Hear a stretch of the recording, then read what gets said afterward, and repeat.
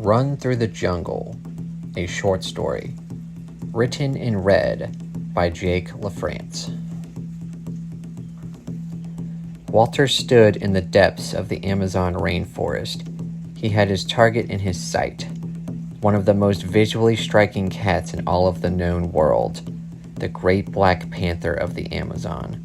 He stared into its dark green eyes. This is it. Time to either kill or be killed. Unknown to the beast, Walter was in possession of a great and powerful weapon. It was no gun. It was no sharp object. No, it was a small vial containing a certain liquid he had obtained from a close associate that had certain qualities a hunter, like Walter, would find extremely useful in the situation he had found himself in.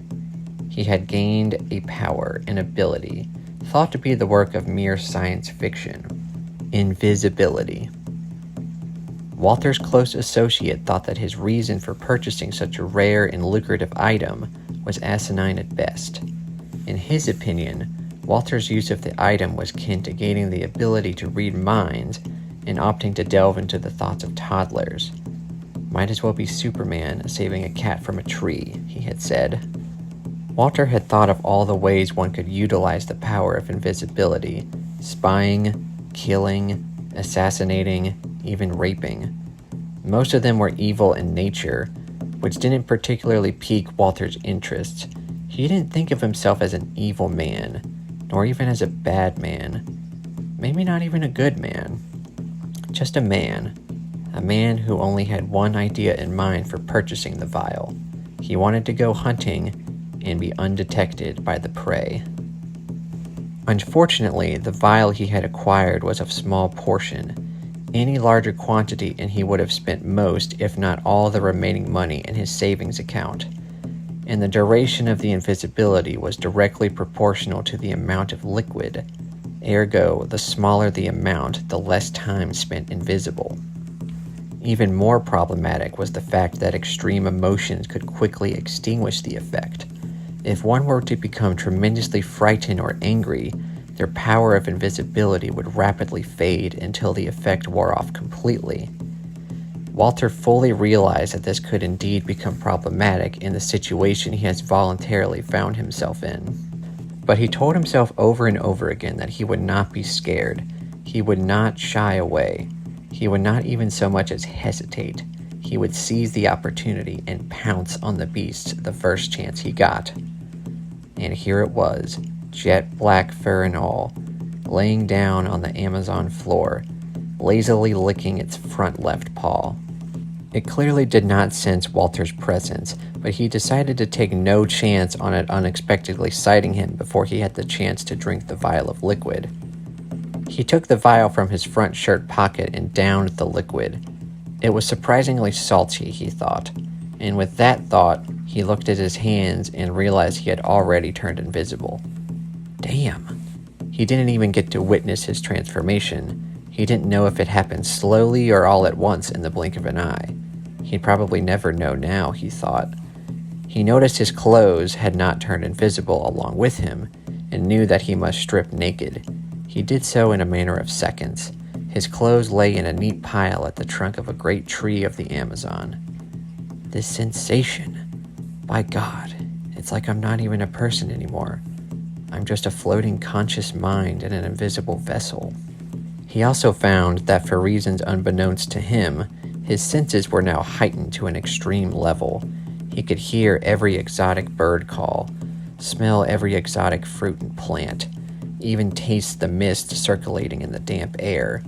The ground beneath him felt like it never did. But then again, that might have been for the fact that he had removed his socks and shoes. His sight, it seemed, had been the only sense to remain relatively the same.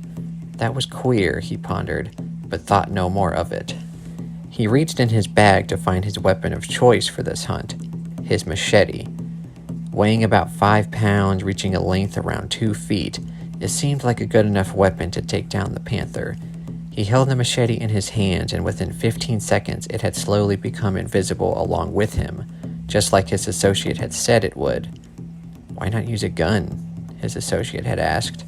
What would be the fun in that? He replied. I want to feel like a caveman hunting down a saber-toothed tiger at the dawn of human existence.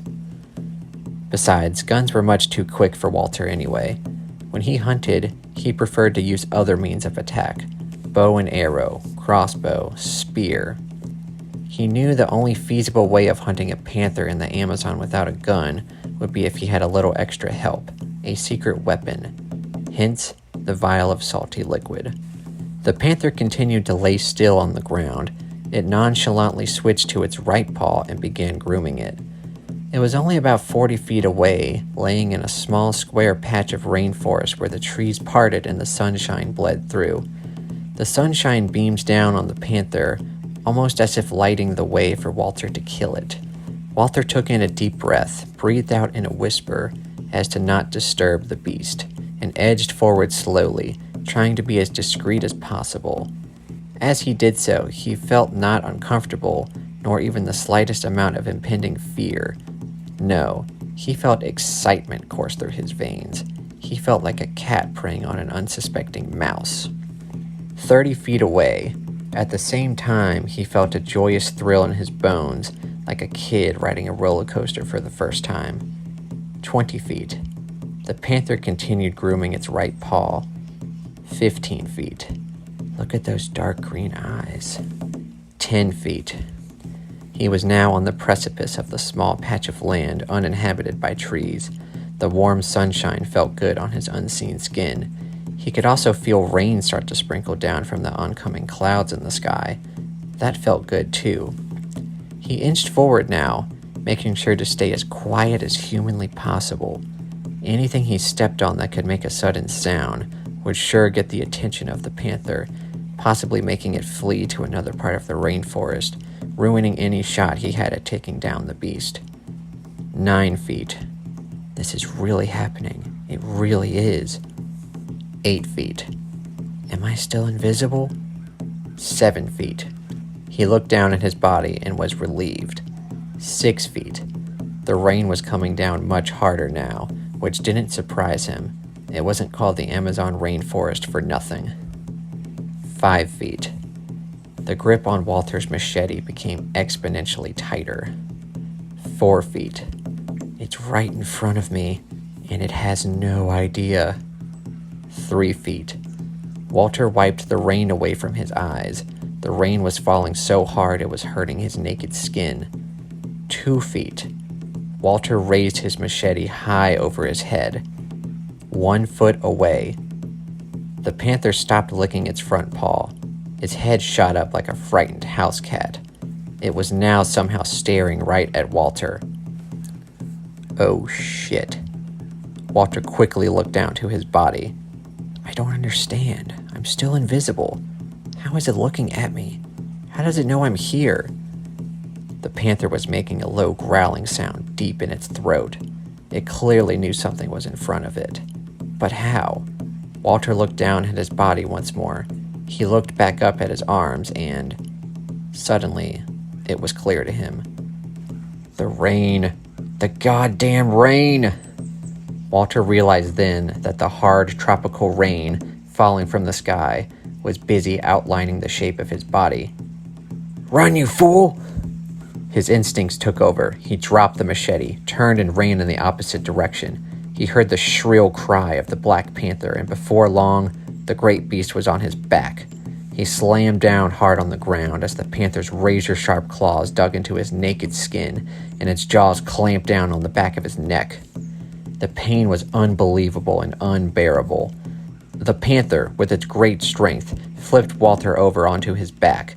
With such quickness and ferociousness, the panther repeatedly swiped its claws against his chest. The last thing Walter saw before he died was his body slowly materializing and becoming visible as blood spurted in large amounts from his chest.